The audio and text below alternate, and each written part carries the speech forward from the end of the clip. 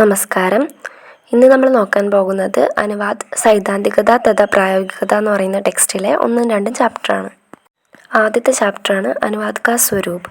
സ്വരൂപ് എന്ന് പറഞ്ഞാൽ സ്ട്രക്ചർ, അനുവാദം എന്ന് പറഞ്ഞാൽ ട്രാൻസ്ലേഷൻ. ആദ്യം പരിഭാഷ നോക്കാം. ഈ ട്രാൻസ്ലേഷൻ എന്ന വേർഡിൻ്റെ ട്രാൻസ് എന്ന വാക്കിനർത്ഥം പാർ, അതുപോലെ ലേഷൻ എന്ന വാക്കിൻ്റെ അർത്ഥം ലേ ജാനേക്കി. അപ്പോൾ ട്രാൻസ്ലേഷൻ എന്ന് പറയുമ്പോൾ ഏക് പാർ സെ ദൂസരെ പാർ തക് ലേ ജാന, അതായത് ഒരിടത്ത് നിന്ന് മറ്റൊരിടത്തേക്ക് കൊണ്ടുപോവുക. ഇതിൻ്റെ ട്രാൻസ്ലേഷൻ എന്ന ഫുൾ വേർഡിൻ്റെ മീനിങ് പാർവഹൻ, അതായത് ഒരു പോയിന്റിൽ നിന്ന് മറ്റൊരു പോയിന്റിലേക്ക് കൊണ്ടുപോവുക. ഈ അനുവാദ് എന്ന വേർഡ് സംസ്കൃതത്തിലെ വധ് ധാതുവിൻ്റെ മീനിങ് ബോൾന അല്ലെങ്കിൽ കഹ്ന, പറയുക, അതാണ് അതിൻ്റെ മീനിങ്. അപ്പോൾ അനു എന്ന ഉപസർഗ്, അതിൻ്റെ അർത്ഥം പീച്ചെ, ബാദ്മേ, അനുവർത്തിത, അതായത് പുറകിൽ, ശേഷം എന്നൊക്കെ അർത്ഥത്തിൽ. അപ്പോൾ അനുവാദ് എന്ന വേർഡ് സംസ്കൃതത്തിലെ വധ് ധാതുവിൽ നിന്നും അനു ഉപസർഗ് ചേർന്നിട്ടാണ് അനുവാദ് എന്ന വേർഡ് ഉണ്ടായത്. അതിൻ്റെ അർത്ഥം പുനഃ കഥൻ, അതായത് എന്തെങ്കിലും ആരെങ്കിലും പറഞ്ഞതിന് ശേഷം പറയുക. പുനഃ കഥൻ എന്ന് പറഞ്ഞാൽ ശേഷം പറയുക. ശബ്ദാർത്ഥ ചിന്താമണി കോശൽ പറയുന്നത് പ്രാപ്തസ്യ പുനഃ കഥനേ, അതായത് ആദ്യം പറഞ്ഞ അർത്ഥത്തെ പിന്നെയും പറയുക. അനുവാദം എന്താണെന്ന് വെച്ചാൽ ഒരു ഭാഷയിൽ പറഞ്ഞിട്ടുള്ള കാര്യത്തെ മറ്റൊരു ഭാഷയിലേക്ക് പിന്നെയും പറയുക, അതാണ് അനുവാദം.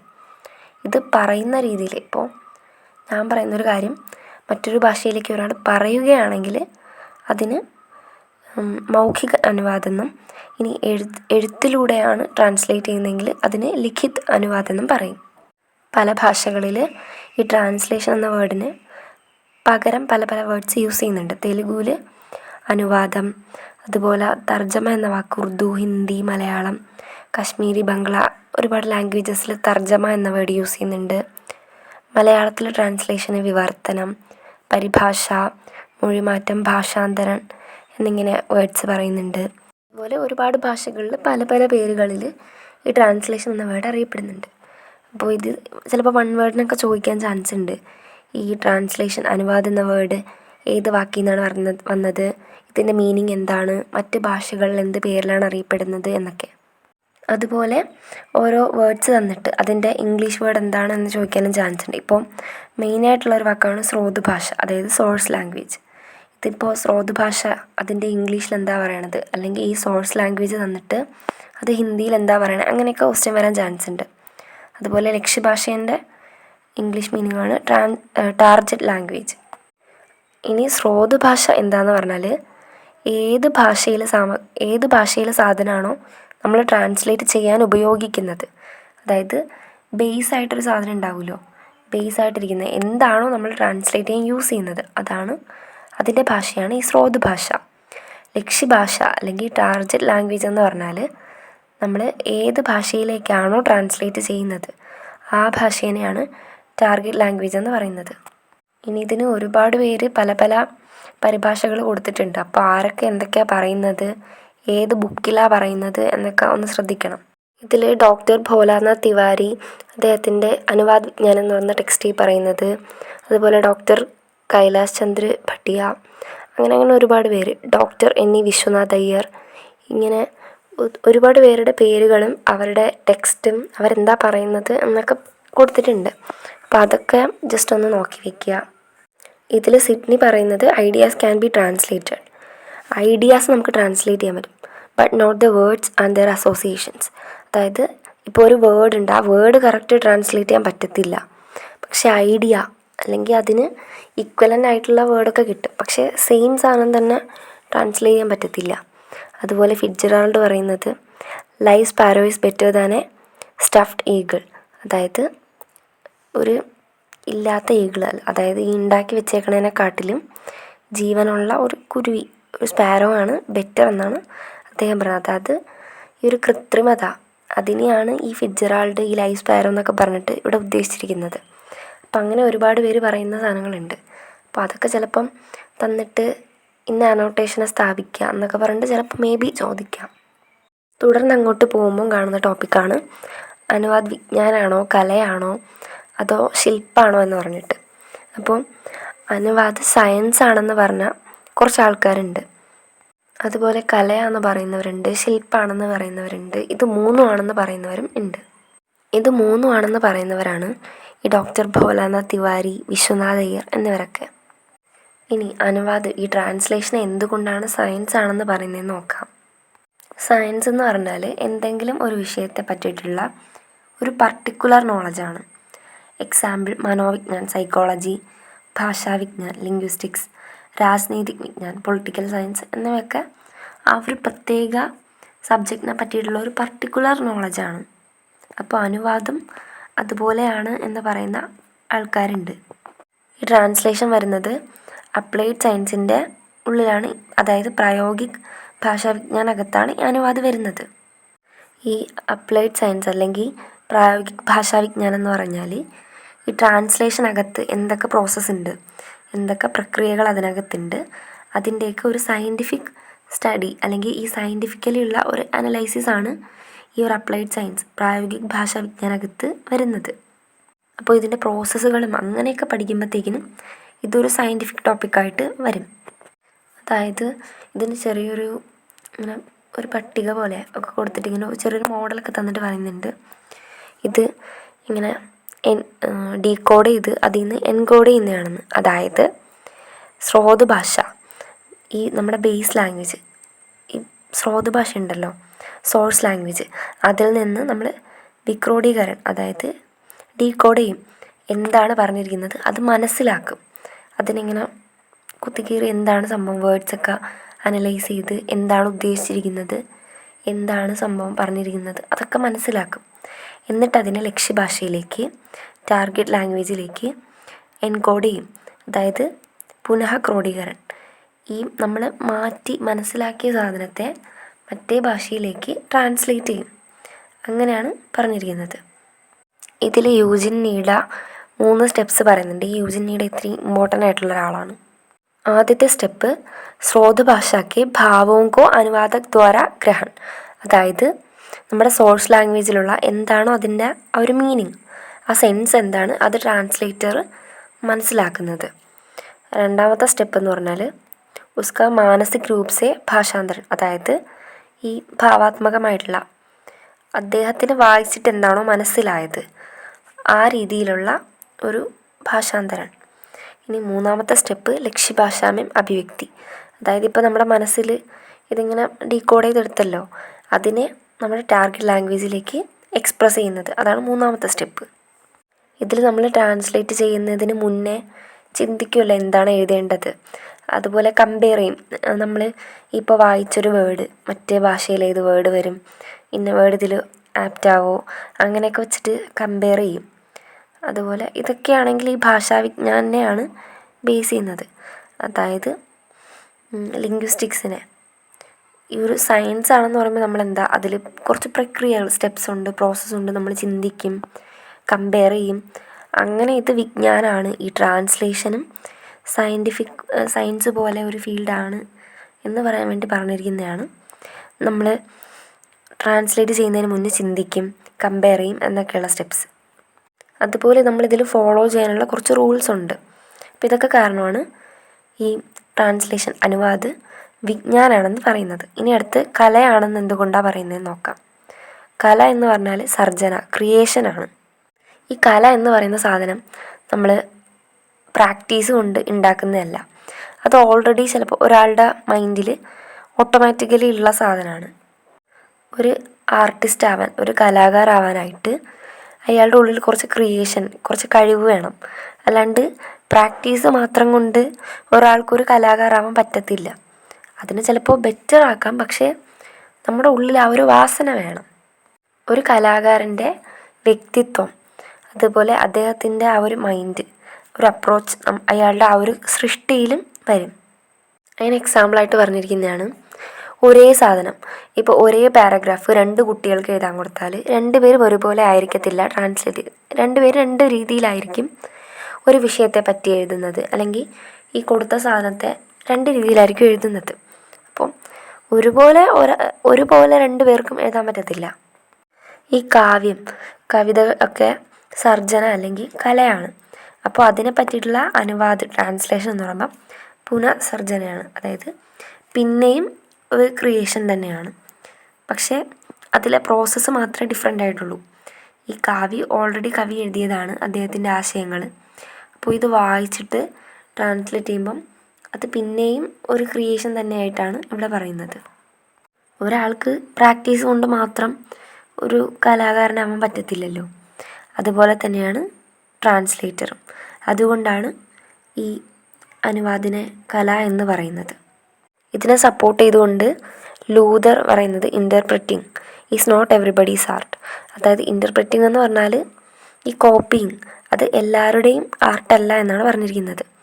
അതുപോലെ ആഗ്നിസ് ഗോർഗലി അദ്ദേഹം പറഞ്ഞിരിക്കുന്നത് translation must find and reproduce the impulse of the original work. ഇനി അനുവാദം എന്തുകൊണ്ടാണ് ശില്പ് അല്ലെങ്കിൽ ഉപയോഗി കല യൂട്ടിലിറ്റേറിയൻ ആർട്ട് എന്ന് പറയുന്നത് എന്ന് നോക്കാം.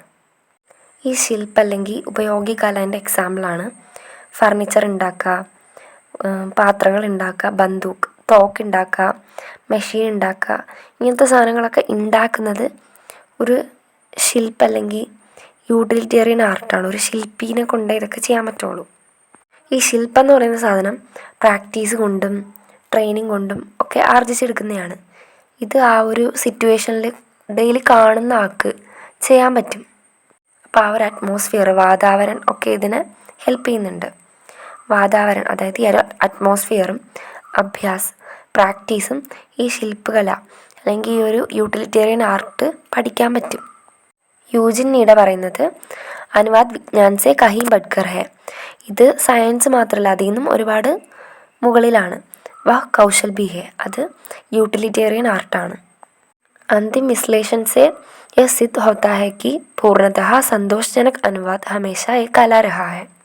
അന്തിം വിശ്ലേഷണം അതായത് ആ ഒരു അവസാനത്തെ അനലൈസിസ് എന്ന് പറയുന്നത്, ഈ അനലൈസിസ് പറയുന്നതെന്ന് വെച്ചാൽ ഒരാളെ ഇത് വായിക്കുമ്പോൾ, ഈ ട്രാൻസ്ലേഷൻ വായിക്കുമ്പോൾ ഒരാളെ ഇത് കംപ്ലീറ്റ്ലി സാറ്റിസ്ഫൈ ചെയ്യുന്നുണ്ടെങ്കിൽ, അതായത് ഈ റിയൽ സാധനം വായിക്കുന്ന സെയിം ഫീൽ ഈ ട്രാൻസ്ലേഷന് കിട്ടുന്നുണ്ടെങ്കിൽ, അതാണ് ഈ ഫുള്ളി സാറ്റിസ്ഫൈ ചെയ്യുന്നുണ്ടെങ്കിൽ ഈ ട്രാൻസ്ലേഷൻ ഒരു ആർട്ടാണ് എന്നാണ് യൂജിൻ നീഡ പറയുന്നത്. ഇനി അനുവാദ് കെ പ്രമുഖ് ക്ഷേത്ര, ഇത് ഇമ്പോർട്ടൻ്റ് ആയിട്ടുള്ള ഒരു പാർട്ടാണ് ഈ അനുവാദ് കെ പ്രമുഖ് ക്ഷേത്ര. അതായത് ഈ ട്രാൻസ്ലേഷൻ എവിടെയൊക്കെയാണ് മെയിനായിട്ട് വരുന്നത്, ഏതൊക്കെ മേഖലകളിലാണ് ഈ ട്രാൻസ്ലേഷൻ ഇമ്പോർട്ടൻ്റ് ആയിട്ടുള്ളത്. ആദ്യത്തേത് ബാത്ചീത് കാ ക്ഷേത്ര, അതായത് കോൺവെർസേഷൻ. ഇന്ന് മിക്ക ആൾക്കാരും അബ്രോഡൊക്കെ പോയി സെറ്റിൽഡായി അവിടെ വർക്കൊക്കെ ചെയ്യുന്നുണ്ട്. അതായത് അവർക്ക് ക്യാഷിന് വേണ്ടിയിട്ട്, ജോബിന്, ഫുഡിന്, പിന്നെ അവിടുത്തെ നല്ലൊരു സിറ്റിസൺഷിപ്പ്, അങ്ങനെ പല പല ആവശ്യങ്ങൾക്കായിട്ട് ആൾക്കാർ അങ്ങോട്ടും ഇങ്ങോട്ടൊക്കെ പോകുന്നുണ്ട്. അപ്പോൾ അവിടെ പോകുമ്പോഴത്തേക്കിനും അവർക്ക് കമ്മ്യൂണിക്കേറ്റ് ചെയ്യാൻ ഭാഷേൻ്റെ ആവശ്യമുണ്ട്. ചിലപ്പോൾ അവിടുത്തെ ഭാഷ അറിയത്തില്ലായിരിക്കും. അപ്പോൾ അവിടെ ട്രാൻസ്ലേഷൻ ഒരു വലിയൊരു റോളുണ്ട്. രണ്ടാമത്തെ ഫീൽഡാണ് പത്രാചാർ. നമ്മൾക്കിപ്പം ഈ ലോകത്ത് മൊത്തം എവിടെ നടക്കുന്ന കാര്യം നമ്മുടെ വീട്ടിൽ ഇരുന്നുകൊണ്ട് അറിയാൻ പറ്റും. ഒരു ഫോൺ ഉണ്ടെങ്കിലോ ഇൻ്റർനെറ്റ് കണക്ഷൻ ഉണ്ടെങ്കിലോ അറിയാൻ പറ്റും. അപ്പോൾ അതൊക്കെ ഈ ഒരു ഗ്ലോബലൈസേഷൻ്റെ, ട്രാൻസ്ലേഷൻ്റെ ഒരു വലിയൊരു നേട്ടമാണ്. ഇനി മൂന്നാമത്തെ ഫീൽഡ് ന്യായാലയ്, അതുപോലെ വ്യാപാർ, അദാലത്ത്, ഓഫീസ്, കാര്യാലയ്. ഈ ന്യായാലയം എന്നൊക്കെ പറഞ്ഞാൽ കോർട്ട്. അപ്പോൾ കോർട്ടിൽ നമ്മളിപ്പം എന്തെങ്കിലും വ്യാപാരം ഒക്കെ നടത്തുന്നെങ്കിൽ, ഓഫീസിലൊക്കെ ആണെങ്കിൽ ഇംഗ്ലീഷിലൊക്കെ ആയിരിക്കും മിക്കവാറും പേപ്പർ വർക്ക്സ് ഒക്കെ നടക്കുന്നത്. അപ്പോൾ ഈ സാധാരണക്കാർക്കൊന്നും അതറിയില്ലായിരിക്കും. അപ്പോൾ അത് പറഞ്ഞു കൊടുക്കാനൊക്കെ ഒരാളുണ്ടാവും. മറ്റൊരു ഇമ്പോർട്ടൻ്റ് ആയിട്ടുള്ള ഫീൽഡാണ് ശിക്ഷാ കെ ക്ഷേത്ര, അതായത് എഡ്യൂക്കേഷൻ ഫീൽഡ്. മെയിനായിട്ടും ഈ ട്രാൻസ്ലേഷൻ പഠിക്കുന്നത് കുഞ്ഞ് ക്ലാസ് തൊട്ടേ ഈ ട്രാൻസ്ലേഷൻ നമ്മൾ പഠിക്കുന്നുണ്ട്. അതായത് നമ്മളിപ്പോൾ ഇംഗ്ലീഷൊക്കെ പഠിക്കില്ലേ, നമ്മുടെ ഭാഷ അല്ലാണ്ട് മറ്റൊരു ഭാഷ പഠിക്കുന്നതൊക്കെ ഇതിൻ്റെ ഭാഗമാണ്. അതുപോലെ ഇത് ഈ ഒരു ട്രാൻസ്ലേഷൻ എന്ന വിഷയത്തിന് വേണ്ടിയിട്ട് പ്രത്യേകം യൂണിവേഴ്സിറ്റീസിൽ വരെ പ്രത്യേക കോഴ്സസ് ഒക്കെ ഉണ്ട്. അടുത്ത ഫീൽഡ് സഞ്ചാർ കെ മാധ്യമോമേ, അതായത് മീഡിയാസ്, അങ്ങനെയൊക്കെ. പിന്നെ അന്തരാഷ്ട്രീയ സംബന്ധ്, ഇൻ്റർനാഷണൽ കണക്ഷൻസ്, നമ്മുടെ രാജ്യത്തിൽ നിന്ന് മറ്റൊരു രാജ്യമായിട്ടുള്ള ഒരു കമ്മ്യൂണിക്കേഷൻ. മോദിയൊക്കെ മറ്റു രാജ്യങ്ങൾ യൂസിലേക്കും അങ്ങോട്ടും ഇങ്ങോട്ടൊക്കെ പോകുന്നത് നമ്മൾ കാണാറുണ്ട്. അപ്പോൾ ഇതൊക്കെ ട്രാൻസ്ലേഷൻ്റെ ഒരു നേട്ടമാണ്. അതുപോലെ രാജ്ദൂത് കാര്യാലയ്, അതായത് എംബസി. ഇവിടെയൊക്കെ ആണെങ്കിൽ മറ്റ് രണ്ട് ദേശങ്ങളുമായിട്ടുള്ള ഫ്രണ്ട്ഷിപ്പ് കൂട്ടാനും പരസ്പരം മനസ്സിലാക്കാനും. നമ്മളിപ്പോൾ യുദ്ധമൊക്കെ നടക്കുന്ന സമയത്ത് അങ്ങോട്ടും ഇങ്ങോട്ടും ഈ സമാധാന ചർച്ചയ്ക്കൊക്കെ പോകും. അതുപോലെ അങ്ങോട്ടും ഇങ്ങോട്ടും സാമ്പത്തികമായിട്ടും പറ്റുന്ന രീതിയിലൊക്കെ ഹെൽപ്പ് ചെയ്യും. കൂടുതൽ പ്രോജക്ട്സ് നമ്മൾ ഡെവലപ്പ് ചെയ്യും. ഇതെല്ലാം ഈ ട്രാൻസ്ലേഷൻ്റെ നേട്ടമാണ്. അതുപോലെ സാഹിത്യവും വളരെ ഇമ്പോർട്ടൻ്റ് ആയിട്ടുള്ളൊരു ഫീൽഡാണ് സാഹിത്യം. നമ്മൾ ഈ ട്രാൻസ്ലേഷൻ കൊണ്ടാണ് മറ്റ് ഭാഷകളിലെ വില്യം വേർഡ്സ്വർത്തിൻ്റെയൊക്കെ പോയട്രിയൊക്കെ നമ്മൾ മനസ്സിലാക്കുന്നത് എന്തുകൊണ്ടാണ്? ട്രാൻസ്ലേഷൻ കാരണമാണ്. അതുപോലെ നമ്മുടെ ഭാഷകളിലുള്ള, നമ്മുടെ സാധാരണ ഭാഷയിലുള്ള കൃതികൾ മറ്റ് ഭാഷയിലേക്ക് ട്രാൻസ്ലേറ്റ് ചെയ്യുമ്പോഴത്തേക്കിനും അവിടെ ഇതിൻ്റെ പ്രസിദ്ധി വർദ്ധിക്കുകയാണ്. ടോപ്പിക്കാണ് അനുവാദ് കാ മഹത്വ, ട്രാൻസ്ലേഷൻ്റെ മഹത്വം എന്താണെന്ന്. അപ്പോൾ ഇതിൽ ചെറിയൊരു സ്റ്റോറി പറയുന്നുണ്ട് ബൈബിളിലുള്ള. അതായത് ഈ ഷിനാർ ദേശത്തുള്ള മനുഷ്യർ ഒരു വലിയൊരു ഗോപുരം പണിയാണ്, ബാബേൽ ഗോപുരം. അപ്പോൾ ആ ഒരു ഗോപുരം പണിയുന്ന സമയത്ത് ഇവരിത് പണിയുന്നതെന്ന് വെച്ചാൽ സ്വർഗത്തിലേക്ക് എത്താൻ വേണ്ടിയിട്ട്. ഈ സ്വർഗത്തിലുള്ള ദൈവത്തെ വെല്ലുവിളിച്ചുകൊണ്ടാണ് ഇവരിത് പണിയുന്നത്. അങ്ങനെ ചെയ്യുമ്പോൾ ദൈവത്തിന് കോപം വന്നിട്ട് ഇവരുടെ ഭാഷകളെല്ലാം അങ്ങോട്ടും ഇങ്ങോട്ടും മാറ്റിക്കളയും. അപ്പോൾ ഈ ഭാഷ മാറ്റുമ്പോൾ എന്ത് പറ്റും? ആളുകൾക്ക് പരസ്പരം പറയുന്ന കാര്യം മനസ്സിലാവില്ല, പണി നടക്കത്തില്ല. ഒരാൾ സിമൻ്റ് എടുക്കാൻ പറയുമ്പം മറ്റേവനത് മനസ്സിലാവില്ല, അവനെന്താ പറയുന്നതെന്ന് മനസ്സിലാവാണ്ട് ഇങ്ങനെ നിൽക്കും. അപ്പോൾ ഈ പണി അവിടെ നടക്കാണ്ട് ഇങ്ങനെ ഇവർ പെട്ടുപോകും. അങ്ങനെ ആ സമയത്താണ് ഈ ട്രാൻസ്ലേഷൻ കണ്ടുപിടിക്കുന്നതും ഇതിൻ്റെ ഈ ഒരു ട്രാൻസ്ലേഷൻ്റെ ആവിഷ്കാരം അവിടെ നിന്നാണ് എന്നാണ് ചെറിയൊരു സ്റ്റോറി പോലെ ഇങ്ങനെ പറഞ്ഞിരിക്കുന്നത്. അതുപോലെ നമ്മുടെ ഭാരതീയരുടെ വേർഡ്സാണ് ഈ വസുദൈവ കുടുംബകം, എത്ര വിശ്വം ഭവതി യജ്ഞീടം. അതായത് ഈ ലോകം മുഴുവൻ ഒരു ചെറിയൊരു കിളിക്കൂടാണെന്നൊക്കെ പറയുന്ന അങ്ങനത്തെ ഈ സങ്കല്പം. ഇതൊക്കെ ഈ ഗ്ലോബലൈസേഷനാണ്. ഈ വസുദൈവ കുടുംബകം, എത്ര വിശ്വം ഭവതി യജ്ഞീടം എന്നൊക്കെ പറയുന്ന സാധനം. ഇതെല്ലാത്തിനും ഈ ഗ്ലോബലൈസേഷനൊക്കെ കാരണം എന്താണ്? ഈ ട്രാൻസ്ലേഷനാണ്. നമ്മുടെ ഭാരതം ഒരുപാട് ആൾക്കാർ പല പല ഭാഷകൾ സംസാരിക്കുന്ന ദേശമാണ് നമ്മുടെ ഭാരതം. കേരളം തന്നെ എടുത്താൽ ട്രിവാൻഡ്രം തൊട്ട് കാസർഗോഡ് വരെയുള്ള ആൾക്കാർ പല സ്ലാങ്ങിൽ പല രീതിയിലാണ് സംസാരിക്കുന്നത്. കോഴിക്കോടുള്ളവർ തണ്ണിമത്തന് വത്തക്ക എന്നാണ് പറയണമെങ്കിൽ ട്രിവാൻഡ്രംകാർ തണ്ണിമത്തൻ എന്നാണ് പറയണത്. അങ്ങനെ ഒരുപാട് വേർഡ്സിനും എല്ലാത്തിനും ഒരുപാട് ഡിഫറൻസ് ഉണ്ട്. അങ്ങനെ ഈ ട്രാൻസ്ലേഷൻ എന്ന് പറയുമ്പം ഇത്തരം വിഭിന്ന പ്രദേശങ്ങളിൽ കിടക്കുന്ന ആളുകളുടെ ഇടയിൽ ഈ കമ്മ്യൂണിക്കേഷൻ എന്ന സാധനം ഉണ്ടാക്കാനായിട്ടാണ് ഈ അനുവാദ്. നമുക്കറിയാം ബ്രിട്ടീഷുകാർ നമ്മുടെ ഇന്ത്യയിൽ വന്നിട്ട് നമ്മളെ വിഭജിച്ചു. അവരുടെ പോളിസിയായിരുന്നു ഡിവൈഡ് ആൻഡ് റൂൾ എന്ന് പറയുന്നത്.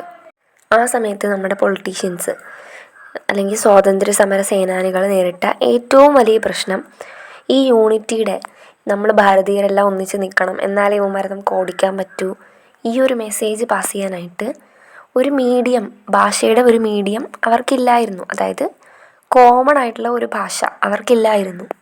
പലരും പല രീതിയിൽ പല ഭാഷയിൽ അങ്ങനെ വ്യത്യസ്തരായിട്ട് കിടന്നിരുന്ന സമയത്ത് ഗാന്ധിജീനെ പോലെയുള്ള ആൾക്കാർ ഹിന്ദി എന്ന് പറയുന്ന ഭാഷേനെ യൂസ് ചെയ്തു. ഇവരെല്ലാം യൂണിറ്റി കൊണ്ടുവരാനായിട്ടും ഈ ഒരു സ്വാതന്ത്ര്യ സമരത്തിൻ്റെ മെസ്സേജ് പാസ് ചെയ്യാനായിട്ടും. അങ്ങനെയാണ് ആ സമയത്ത് ഹിന്ദിക്ക് വലിയൊരു ഹൈപ്പ് വന്നത്. പക്ഷേ അങ്ങനെ സ്വാതന്ത്ര്യം കിട്ടി ഇത്രയും വർഷമായിട്ടും ഇപ്പോഴും നമ്മുടെ രാജ്യത്തെ ഈ ഒരു ഭരണഘടന എന്ന് പറയുമ്പം 2 ഭാഷകളാണ്, ഇംഗ്ലീഷും ഹിന്ദിയുമാണ് മെയിനായിട്ട് നിൽക്കണം ഒഫീഷ്യൽ ലാംഗ്വേജായിട്ട്. അപ്പോൾ ആളുകളുടെ ഇടയിലുള്ള കാര്യങ്ങൾക്കായാലും, അതായത് ഏകത, വ്യക്തിചേതന, വിശ്വചേതന, അങ്ങനത്തെ സംഭവങ്ങൾക്കായാലും അനുസന്ധാനം എന്ന് പറഞ്ഞാൽ ഈ റൂള്, സൂചന പ്രദാൻ അതായത് കമ്മ്യൂണിക്കേഷൻ, ലിറ്ററേച്ചർ, രാഷ്ട്രത്തിൻ്റെ പ്രശാസൻ, കാനൂൻ, ശിക്ഷ, വാണിജ്യ, വ്യവസായ, വിജ്ഞാൻ, കൃഷി, അങ്ങനെ എന്ത് കാര്യങ്ങൾക്കാണെങ്കിലും ഈ ഒരു ഭാഷ, ഈ ഒരു അനുവാദ് വളരെ ഇമ്പോർട്ടൻ്റ് ആണ്.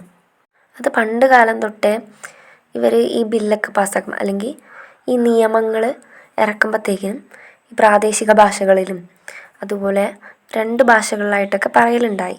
അപ്പോൾ ഇപ്പോൾ ഇംഗ്ലീഷിലാണോ ലെറ്റർ അയക്കുന്നതെങ്കിൽ അതിൻ്റെ കൂടെ അതിൻ്റെ ഹിന്ദിയും വയ്ക്കും. ആ ഒരു രീതി പണ്ട് മുതലേ നിലനിന്നിരുന്നു. അപ്പോൾ അതൊക്കെ ഈ അനുവാദിൻ്റെ മഹത്വത്തെ പറയുന്ന കാര്യങ്ങളാണ്. ഇന്ന് നമുക്ക് നമ്മുടെ വീട്ടിൽ ഇരുന്നൊരു ഫോൺ വെച്ചിട്ട് ഈ ലോകത്ത് എവിടെ നടക്കുന്ന കാര്യങ്ങളും അറിയാൻ പറ്റും.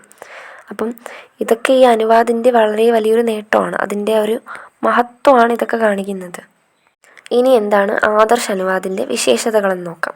അപ്പോൾ ഇവിടെ 13 വിശേഷതകളാണ് ആദർശ് അനുവാദിൽ പറയുന്നത്. ഈ ഏറ്റവും ബെസ്റ്റായിട്ടുള്ള അനുവാദം എന്ന് പറഞ്ഞാൽ ശബ്ദാനുവാദം ഭാവാനുവാദം കൂടി ചേരുന്നതാണ്. അതിനെയാണ് ആദർശനുവാദം എന്ന് പറയുന്നത്. അതുപോലെ രണ്ടാമത്തെ പോയിന്റ് മൂൽഭാവ്, അതായത് ഈ സ്രോത ഭാഷയിലുള്ള കണ്ടൻറ് എന്താണോ അതിൽ ശ്രദ്ധിക്കുക. പിന്നെ മൂന്നാമത്തെ പോയിന്റ് മൂൽ ശൈലിക്കോ ലക്ഷ്യഭാഷ മേമ്പി ലേജാൻ, അതായത് നമ്മുടെ എടുക്കുന്ന ഭാഷയിലെ ആ ഒരു ശൈലി ഉണ്ടല്ലോ അതിനെയും മറ്റേ ഭാഷയിലേക്ക് കൊണ്ടുപോവുക. നാലാമത്തെ പോയിന്റ് ലക്ഷ്യഭാഷയ്ക്ക് സഹജ് പ്രകൃതി നഹി ബിഗാഡന, അതായത് ഒരു ഭാഷയ്ക്ക് അതിൻ്റേതായിട്ടുള്ളൊരു രീതി ഉണ്ടാവും, അതിൻ്റേതായിട്ടുള്ളൊരു സ്റ്റൈലും ഫോണ്ടും അങ്ങനത്തെ കാര്യങ്ങളൊക്കെ ഉണ്ടാവും. അതിൻ്റെ ഒരു പ്രത്യേക ഒരു രീതി ഉണ്ടാവും. അതിൻ്റെ ആ ഒരു പ്രകൃതിനെ മറ്റൊരു ഭാഷയിലേക്ക് ട്രാൻസ്ലേറ്റ് ചെയ്യുമ്പോൾ നഷ്ടപ്പെടുത്താതിരിക്കുക. അതുപോലെ അടുത്ത പോയിന്റ് ഭാഷയിൽ കൃത്രിമത ഉണ്ടാവാതിരിക്കുക.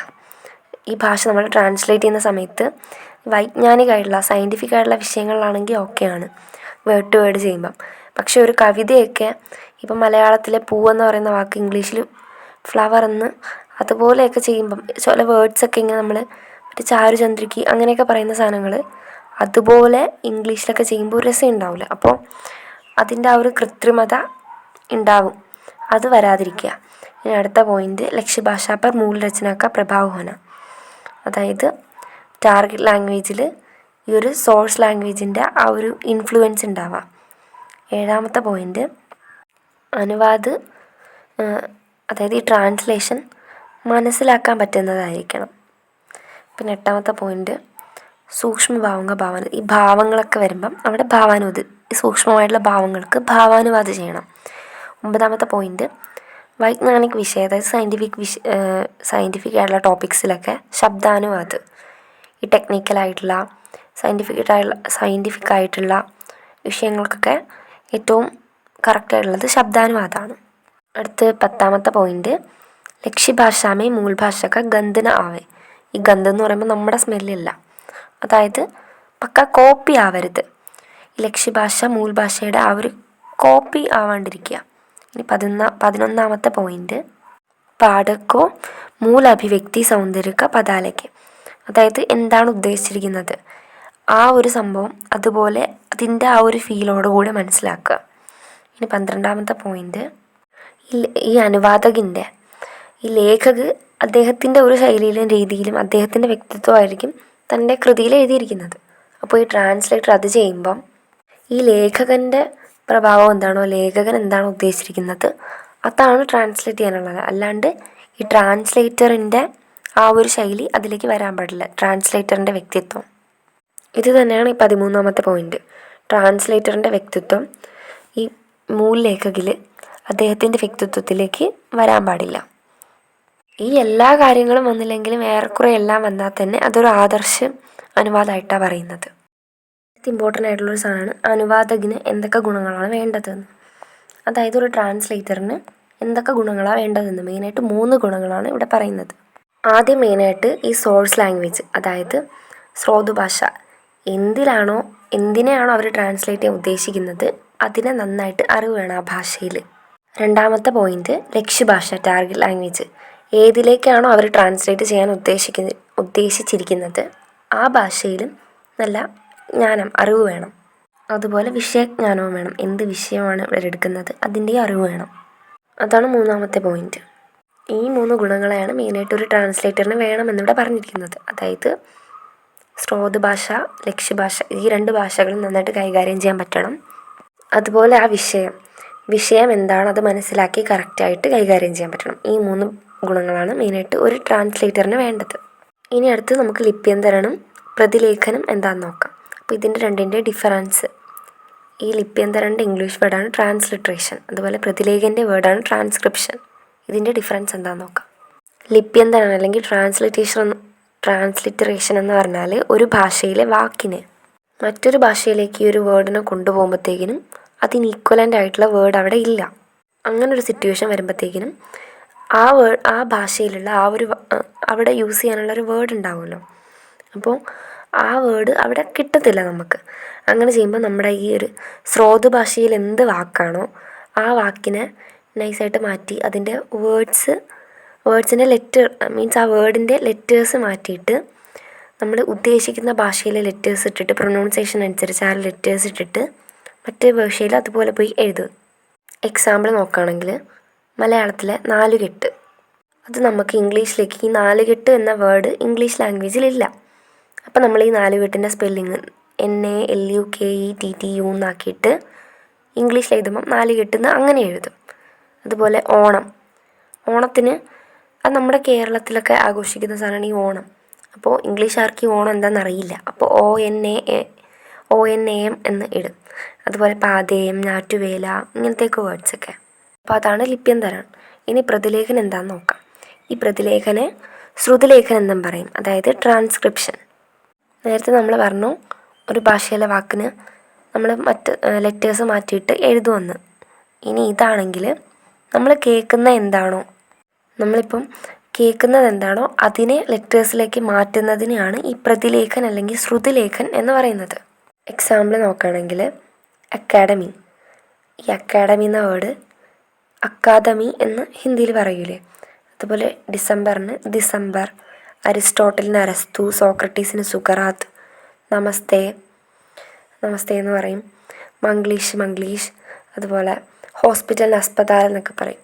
അപ്പോൾ നമ്മൾ കേൾക്കുന്ന എന്താണോ അതിനെ നമ്മൾ അത് കേൾക്കുന്ന എന്താണോ അതിനെ മാറ്റി ഇങ്ങനെ മറ്റൊരു ഭാഷയിലേക്ക് പറയുന്നതാണ് പ്രതിലേഖൻ അല്ലെങ്കിൽ ശ്രുതിലേഖൻ എന്ന് പറയുന്നത്. ഇനി അടുത്തൊരു ഇമ്പോർട്ടൻ്റ് ആയിട്ടുള്ള സാധനമാണ് അനുസൃജൻ, അതായത് ട്രാൻസ്ക്രിയേഷൻ. ഇതെന്താണെന്ന് നോക്കാം. അനുസൃജൻ എന്ന വേർഡിൻ്റെ മീനിങ് എന്ന് പറഞ്ഞാൽ വീണ്ടും എഴുതുക. അതായത് ഓൾറെഡി ഉണ്ടാക്കി എഴുതി വെച്ചേക്കുന്ന ഒരു സാധനം അതിനെ വായിച്ചിട്ട് അത് മനസ്സിലാക്കിയിട്ട് ഭാവാനുവാദത്തിലൂടെ അതിനെ പിന്നെയും ഒന്നും കൂടി ക്രിയേറ്റ് ചെയ്യുക, പിന്നെയും എഴുതുക. അതാണ് ഈ ട്രാൻസ്ക്രിയേഷൻ അല്ലെങ്കിൽ അനുസൃജൻ എന്ന് പറയുന്നത്. ഈ ക്രിയേറ്റീവ് ലിറ്ററേച്ചർ ട്രാൻസ്ലേറ്റ് ചെയ്യുമ്പോൾ, അതായത് പോയട്രിയൊക്കെ പോലത്തെ സാധനങ്ങളൊക്കെ നമ്മൾ ട്രാൻസ്ലേറ്റ് ചെയ്യുമ്പോഴത്തേക്കിനും ഈ പദ്യങ്ങളൊക്കെ ട്രാൻസ്ലേറ്റ് ചെയ്യാൻ വേണ്ടിയിട്ട് മെയിനായിട്ട് ഭാവാത്മക അനുവാദമാണ് യൂസ് ചെയ്യുന്നത്. അങ്ങനെ വരുമ്പം ഈ മൂലകവി, അതായത് ഈ ഒരു ഒറിജിനൽ പോയറ്റ് എന്താണോ അദ്ദേഹം എന്താണോ പറഞ്ഞിരിക്കുന്നത് ആ ഭാവത്തെ മനസ്സിലാക്കിയതിന് ശേഷം അതിനെ ബേസ് ചെയ്തുകൊണ്ട് ഈ ട്രാൻസ്ലേറ്റർ അയാളുടെ രീതിയിൽ ഒരു കവിത എഴുതുവാണ്. അപ്പോൾ ഒറിജിനലായിട്ടുള്ള സാധനത്തെ മനസ്സിലാക്കി ആ കവിയുടെ ഭാവം മനസ്സിലാക്കിക്കൊണ്ട് ട്രാൻസ്ലേറ്റർ തൻ്റേതായ രീതിയിൽ രണ്ടാമതൊരു കവിത എഴുതുകയാണെങ്കിൽ അതിനെയാണ് അനുസൃജനം എന്ന് പറയുന്നത്. മൂൽ കവിതയിൽ, അതായത് നമ്മുടെ സോഴ്സിൽ ഓൾറെഡി ക്രിയേഷൻ നടന്നിട്ടുണ്ട്. അപ്പോൾ അനുവാദക് പിന്നെയും തൻ്റേതായിട്ടുള്ള ക്രിയേഷൻ തൻ്റെ ഭാഷയിൽ ചെയ്യുമ്പം അതിനെയാണ് ഈ അനുസൃജൻ അല്ലെങ്കിൽ ട്രാൻസ്ക്രിയേഷൻ എന്ന് പറയുന്നത്. ഇനി ഇങ്ങനെ ട്രാൻസ്ക്രിയേഷൻ ചെയ്യുന്ന സമയത്ത് ഈ അനുവാദകന് തൻ്റേതായിട്ടുള്ള കുറച്ച് മാറ്റങ്ങളും കുറച്ച് ചേഞ്ചസും കുറച്ച് കാര്യങ്ങളൊക്കെ അങ്ങനെ ചെയ്യാൻ പറ്റും. എക്സാമ്പിൾ നോക്കുകയാണെങ്കിൽ ഫാർസി പോയിട്ടായിട്ടുള്ള ഉമർ ഖയാമിൻ്റെ കവിതയാണ് റുബൈയാത്ത്. ഇതിനെ ഇംഗ്ലീഷിലേക്ക് ഫിറ്റ്ജെറാൾഡ് ട്രാൻസ്ലേറ്റ് ചെയ്തിട്ടുണ്ട്. അപ്പം ഈ ഫിറ്റ്ജെറാൾഡിൻ്റെ ട്രാൻസ്ലേഷൻ വായിച്ചിട്ട് ഇത് ഒറിജിനലാണ് എന്ന് തോന്നിയിട്ട് ആൾക്കാരെല്ലാം വിചാരിക്കുന്നത് ഈ റുബൈയാത്തിൻ്റെ ഒറിജിനൽ റൈറ്റർ ഫിറ്റ്ജെറാൾഡ് ആണെന്നാണ്. അപ്പോൾ ഈ ഒരു അനുസൃജൻ്റെ ഏറ്റവും ഇമ്പോർട്ടൻ്റ് ആയിട്ടുള്ളൊരു എക്സാമ്പിളാണ് ഈ ഫിറ്റ്ജെറാൾഡിൻ്റെ ഈ റുബൈയാത്ത് ട്രാൻസ്ലേഷൻ. അപ്പോൾ ഇതാണ് ഫസ്റ്റത്തെ ചാപ്റ്റർ. ഇനി രണ്ടാമത്തെ ചാപ്റ്റർ അനുവാദ് കി പ്രക്രിയ, രണ്ടാമത്തെ ചാപ്റ്റർ നോക്കാം. ഡോക്ടർ NE വിശ്വനാഥ് അയ്യറിൻ്റെ അനുവാദ് കല എന്ന് പറയുന്ന ബുക്കിനെ ബേസ് ചെയ്തിട്ട് അനുവാദ് പ്രക്രിയയ്ക്ക് ഒരുപാട് സ്റ്റെപ്സ് ഉണ്ട്. മെയിനായിട്ട് ഇവിടെ 4 സ്റ്റെപ്സാണ് പറഞ്ഞിരിക്കുന്നത്. അപ്പോൾ അടുത്തത് അതെന്താണെന്ന് നോക്കാം, ഈ സ്റ്റെപ്സ് എന്താണെന്ന്. ആദ്യത്തെ സ്റ്റെപ്പ് മൂൽ ഭാഷയിലെ സാമഗ്രി അനുവാദക് വായിക്കുന്നത്, അതായത് ഈ ട്രാൻസ്ലേറ്റർ സോഴ്സ് ലാംഗ്വേജിലുള്ള കൃതിയെ വായിക്കുന്നത്. രണ്ടാമത്തേത് അനുവാദ് ഉസ്ക ഭാവ് മൻമേ ഗ്രഹൺ കർത്താ ഹെ, അതായത് ഈ ട്രാൻസ്ലേറ്റർ ഇത് വായിച്ച് മനസ്സിലാക്കുന്നത്. മൂന്നാമത്തെ സ്റ്റെപ്പ് അനുവാദക് മൂൽ ഭാഷ के भाव को मन में दूसरी ഭാഷാ में अनुवादित करता है, അതായത് നമ്മളിപ്പം വായിക്കുകയാണ്, ഒരു സ്റ്റോറി വായിച്ചിട്ട് ഇംഗ്ലീഷിലുള്ളൊരു സ്റ്റോറി അല്ലെങ്കിൽ ഹിന്ദിയിലുള്ളൊരു സ്റ്റോറി നമ്മൾ വായിച്ച് മനസ്സിലാക്കുകയാണ്, നമ്മുടെ മലയാളത്തിലേക്ക് നമ്മുടെ ഭാഷയിലേക്ക് അതിനെ മനസ്സിലാക്കുകയാണ്. അപ്പോൾ അതുപോലെ ട്രാൻസ്ലേറ്റ് ചെയ്യാൻ ഉദ്ദേശിക്കുന്ന ഭാഷയിലേക്ക് മനസ്സിൽ തന്നെ ഇങ്ങനെ ആലോചിക്കും, അനലൈസ് ചെയ്യും. നാലാമത്തെ സ്റ്റെപ്പ് അനുവാദക് മൻമേം കിയെ അനുവാദ് കോ മൗഖിക് യാ ലിഖിത് രൂപ में അഭിവ്യക്തി करता है, അതായത് ഈ ട്രാൻസ്ലേറ്റർ മനസ്സിൽ ആലോചിച്ച് വച്ചേക്കണം ഈ ഒരു ട്രാൻസ്ലേഷനെ പറച്ചിലിലൂടെ അല്ലെങ്കിൽ എഴുത്തിലൂടെ എക്സ്പ്രസ് ചെയ്യും. ഓറലി അല്ലെങ്കിൽ ലിറ്ററലി അതിനെ എക്സ്പ്രസ് ചെയ്യും. അതാണ് ഈ നാലാമത്തെ സ്റ്റെപ്പ്. ഭാഷയ്ക്ക് 2 പക്ഷമുണ്ട്, അർത്ഥപക്ഷം പിന്നെ സംരചനയും. അർത്ഥപക്ഷം എന്ന് പറഞ്ഞാൽ കണ്ടൻറ് എന്താണോ അതാണ് ഈ അർത്ഥം എന്ന് പറയുന്നത് ഇവിടെ. അത് കൾച്ചർ, ടങ് പീരീഡ് ഇതൊക്കെ ബേസ് ചെയ്തിട്ട് ഡിഫറെൻ്റ് ആയിരിക്കും. അപ്പോൾ ട്രാൻസ്ലേഷനിടയ്ക്ക് ഈ കൾച്ചർ, ടൈം പീരീഡ് നമ്മൾ നേരത്തെ ഓണവും പാതയും ഒക്കെ പറഞ്ഞ കണക്ക് ഇക്വലൻ വേർഡ് കിട്ടത്തില്ല. അപ്പോൾ അതൊക്കെ ഈ അർത്ഥപക്ഷിൽ വരുന്ന പ്രശ്നങ്ങളാണ് ഇതൊക്കെ. രണ്ടാമത് സംരചന അല്ലെങ്കിൽ സ്ട്രക്ചർ. ഇതിനകത്താണ് ഈ ഗ്രാമർ, ഇഡിയംസ്, ഫ്രേസസ് അങ്ങനത്തെ സാധനങ്ങൾ, ഈ ശൈലി അതൊക്കെ വരുന്നത്. ഇപ്പം ഒരു ലാംഗ്വേജിലെ കർത്താ കർമ്മക്രിയ, അതുപോലെ വിശേഷൻ വിശേഷിൻ്റെ ക്രമ്, ലിംഗ് വചൻ കാരക് ക്രിയാക്ക കാൽ വാച്ച് ഇങ്ങനത്തെ സാധനങ്ങളൊക്കെ മറ്റൊരു ഭാഷയിൽ ഡിഫറെൻ്റ് ആയിരിക്കും, അതിൻ്റെ ആ ഒരു ഓർഡറും അങ്ങനത്തെ കാര്യങ്ങളൊക്കെ. ഇതിനാണ് ഈ സംരചന എന്ന് പറയുന്നത്. അതുകൂടാണ്ട് മുഹാവര, കഹാവത്ത്, അതായത് പഴഞ്ചൊല്ല്, ഫ്രേസസ് അമ്മാതിരി സാധനങ്ങൾ. അതുപോലെ ഒരു ഭാഷയിലെ ശൈലി ആയിരിക്കില്ല മറ്റൊരു ഭാഷയിൽ. ഇങ്ങനത്തെ വിഷയങ്ങളാണ് ഈ സംരചന, അതിൽ വരുന്ന പ്രശ്നങ്ങൾ. ഇനി യൂജിൻ നീഡി പറയുന്ന ഒരു വ്യാഖ്യയുണ്ട്, അതൊക്കെ ജസ്റ്റ് ഒന്ന് വായിച്ച് വയ്ക്കുക. ഇനി ജസ്റ്റ് ഒന്ന് ട്രാൻസ്ലേഷൻ്റെ മെയിൻ സ്റ്റെപ്സ് പറഞ്ഞാൽ, ആദ്യം സമജ്ന മനസ്സിലാക്കുക, പാഠ വിശ്ലേഷൻ അത് അനലൈസ് ചെയ്യുക, ഭാഷാന്തരൻ മനസ്സിലതിനെ ട്രാൻസ്ലേറ്റ് ചെയ്യുക, സമായോജൻ അല്ലെങ്കിൽ മൂൽസേ തുലന അതായത് കമ്പാരിസൺ, പിന്നെ ട്രാൻസ്ലേഷൻ അനുവാദ്. അടുത്തതായിട്ട് അനുവാദ് പ്രക്രിയയിലെ ടെക്നിക്കൽ സ്റ്റെപ്സ്, തക്നീക്കി പഹലു. ഇവിടെ രണ്ടെണ്ണമാണ് പറഞ്ഞേക്കുന്നത്. ആദ്യത്തേത് മൂൽ പാഠ്യ സാമഗ്രി കാ വിശ്ലേഷൻ, അതായത് സോഴ്സ് ലാംഗ്വേജിലുള്ള ആ ഒരു സംഭവത്തെ വിശ്ലേഷണം ചെയ്യുക, അതിനെ വായിക്കുക, മനസ്സിലാക്കുക, അനലൈസ് ചെയ്യുക, വിഷയപരമായിട്ടും ഭാഷാപരമായിട്ടും ഒക്കെ അതിനെ അനലൈസ് ചെയ്യുക. രണ്ടാമത്തേന്ന് പറഞ്ഞാൽ സമുചിത സമതുല്യതാക്ക നിർണയം, അതായത് അർത്ഥതത്വനാണ് ഇവിടെ മെയിനായിട്ട്. ആ അർത്ഥത്തെ മനസ്സിലാക്കി അതിന് ആപ്റ്റായിട്ടുള്ള രീതിയിൽ ഡീകോഡ് ചെയ്യുക. ഇതുപോലെ ഇനി ഇയാനച്ച് ഫിൻലെ പറഞ്ഞിരിക്കുന്ന കാര്യമൊക്കെ ജസ്റ്റ് ഒന്ന് വായിച്ച് വയ്ക്കുക. തിയോഡോയ് സാവറയ്ക്ക് അനുസരിച്ച് അദ്ദേഹം പറയുന്നത് 3 കാര്യങ്ങൾ ട്രാൻസ്ലേറ്റ് ചെയ്യുമ്പോൾ ശ്രദ്ധിക്കണം എന്നാണ്. ഇനി അതെന്താണെന്ന് നോക്കാം. ആദ്യത്തേത് മൂൽ ലേഖക് ക്യാ കഹ്താ ഹെ, അതായത് ആ സോഴ്സ് ലാംഗ്വേജിൽ നമ്മൾ എന്താണ് എടുക്കുന്നത് അതിലെ റൈറ്റർ എന്താണ് പറഞ്ഞിരിക്കുന്നത് അല്ലെങ്കിൽ എന്താണ് അദ്ദേഹം പറയുന്നത്. രണ്ടാമതായിട്ട് ശ്രദ്ധിക്കാൻ പറഞ്ഞിരിക്കുന്നത് ഉസ്കാ മന്തവ്യ ക്യാ ഹെ, മന്തവ്യം എന്ന് പറഞ്ഞാൽ ഉദ്ദേശം. അപ്പോൾ ആ ഒരു മൂൽ ലേഖകിൻ്റെ ഉദ്ദേശം എന്താണ്. ഇനി മൂന്നാമതായിട്ട് പറഞ്ഞിരിക്കുന്നത് വഹ് കൈസേ കഹ്തേ ഹെ, അദ്ദേഹം അത് എങ്ങനെയാണ് പറഞ്ഞിരിക്കുന്നത്. ഈ 3 കാര്യങ്ങളാണ് തിയോഡോ സാവറോയ് ശ്രദ്ധിക്കാൻ പറഞ്ഞിരിക്കുന്നത്. ഇനി ട്രാൻസ്ലേറ്റ് ചെയ്യുമ്പോൾ ശ്രദ്ധിക്കാനുള്ള കാര്യങ്ങളെന്നൊക്കെ പറഞ്ഞാൽ, കഴിഞ്ഞ ചാപ്റ്ററിൽ പറഞ്ഞ പോലെ ലിപ്യന്തരണമൊക്കെ ചെയ്യുന്ന സമയത്ത് പാദ ടിപ്പണി, അതായത് ഈ ഫുട് നോട്ട്, ഇപ്പം നമ്മൾ വായിക്കുമ്പോഴത്തേക്കിനും ചിലതിലൊക്കെ താഴത്തിങ്ങനെ ഒരു ഡോട്ട് ഇട്ടിട്ട് ആ ഒരു വേർഡിൻ്റെ മീനിങ് എന്താണ് അല്ലെങ്കിൽ എന്തിനാണ് അത് യൂസ് ചെയ്യുന്നത് അതിൻ്റെ ഒരു ചെറിയൊരു ഡിസ്ക്രിപ്ഷൻ കൊടുത്തേക്ക്. അപ്പോൾ അതാണ് ഈ പാദ ടിപ്പണി, ഫുട് നോട്ട് എന്ന് പറയുന്നത്. അങ്ങനത്തെ കാര്യങ്ങൾ വയ്ക്കാൻ ശ്രദ്ധിക്കുക. പിന്നെ വ്യാഖ്യാത്മക് ശബ്ദ് അല്ലെങ്കിൽ ഉപയുക്ത വിശ്ലേഷൻ, അതാണ് ഈ ഡിസ്ക്രിപ്ഷൻ കൊടുക്കാൻ നോക്കുക. അതുപോലെ നമ്മളാദ്യം ഒരു റഫ് വർക്ക് ചെയ്യുമല്ലോ മൈൻഡിലൊക്കെ ആയാലും, അപ്പോൾ ഈ റഫ് വർക്കിനെ കറക്റ്റ് ചെയ്യുന്ന സമയത്ത് സ്വതന്ത്രമായിട്ടുള്ള എക്സ്പ്രഷൻ, അതുപോലെ ഈ ശബ്ദാനുവാദ്, word to word translation over ആവാണ്ട് ഇരിക്കാൻ, അതുപോലെ അതിൻ്റെ ശൈലി, അങ്ങനത്തെ കാര്യങ്ങൾ ഇതൊക്കെ ശ്രദ്ധിക്കേണ്ടതാണ്. അതായത് നേരത്തെ ആദർശ അനുവാദത്തിൽ പറഞ്ഞ കാര്യങ്ങളൊക്കെ ഒരു ട്രാൻസ്ലേറ്റ് ചെയ്യുമ്പം ശ്രദ്ധിക്കുക. ഇനി ഓസ്കാർ വൈൽഡ് പറഞ്ഞിരിക്കുന്നതെന്ന് വെച്ചാൽ, അനുവാദ് की कला इसी में है कि अनुवाद न लगे क्योंकि कला का रहस्य कला को छिपा कर रखने में है. അതായത് ഈ ട്രാൻസ്ലേറ്റ് എന്ന് പറയുന്ന ആ ഒരു കല ഇരിക്കുന്നത് അനുവാദ് ട്രാൻസ്ലേഷനായിട്ട് തോന്നാണ്ട് കലയെ ഈ ട്രാൻസ്ലേഷനായിട്ട് തോന്നത്തില്ല. കാരണം കല രഹസ്യമായിട്ട് വയ്ക്കും. സംഭവം എന്ന് പറഞ്ഞാൽ സിമ്പിളാണ്. അതായത് ഈ ഓസ്കാർ വൈൽഡ് പറഞ്ഞിരിക്കുന്ന ഈ സംഭവത്തിൻ്റെ അർത്ഥം എന്ന് പറയുന്നത്, നമ്മളൊരു ട്രാൻസ്ലേഷൻ വായിക്കുമ്പം അത് ട്രാൻസ്ലേഷൻ ആണെന്ന് തോന്നാൻ പാടില്ല. അപ്പോഴാണ് ഈ ട്രാൻസ്ലേഷൻ ഒരു കലയാവുന്നത്. നേരത്തെ പറഞ്ഞ ഈ ഫിറ്റ്ജെറാൾഡിൻ്റെ റുബായിയത്ത് എന്ന് പറയുന്ന ട്രാൻസ്ലേഷനൊക്കെ പോലെ ഒറിജിനലിനെ വെല്ലുന്നതായിരിക്കണം ഈ ട്രാൻസ്ലേഷൻ. അതായത് ഇത് വായിക്കുമ്പം ഇത് ഒറിജിനലാണോ അല്ല ഇതാണ് ഒറിജിനൽ എന്ന് നമുക്ക് തോന്നിപ്പോകണം. ആ ഒരു സംഭവമാണ് ഈ ഓസ്കാർ വൈൽഡ് പറഞ്ഞിരിക്കുന്നത്. അതൊന്ന് ശ്രദ്ധിക്കുക. അപ്പോൾ ഈ സെക്കൻഡ് ചാപ്റ്ററും കഴിഞ്ഞിട്ടുണ്ട്. Thank you.